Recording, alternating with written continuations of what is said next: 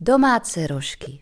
Nebojte sa, nie je to nič ťažké a rozvoňať si byt čerstvo upečenými voňavými rožkami naozaj stojí za to. V malej miske si vymiešame kocku droždia s lyžičkou cukru na kašičku. Vo veľkej mise premiešame kilo hladkej múky s lyžicou soli, pridáme kašičku droždia, 300 ml vlažného mlieka, 300 ml vlažnej vody a 100 ml oleja.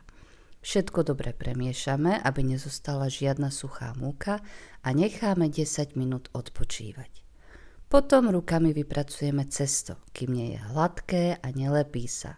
Zakrieme a necháme kysnúť ešte asi hodinu. Po vykysnutí cesto rozdelíme na rovnaké časti a vyformujeme guľky. Tie necháme ešte 20 minút podkysnúť. Ak ich necháme v tomto tvare, máme krásne žemle. Ale ak guľky vyvaľkáme a zrolujeme, vzniknú nám krásne parádne rožky. Dôležité je nechať ich ešte aspoň 15 minút kysnúť, aby boli nadýchané. Pred upečením ich potrieme osoleným vajíčkom a pečieme pri 220 stupňoch asi 15 minút. Ulož si tento recept, dobrý rožok sa zíde vždy.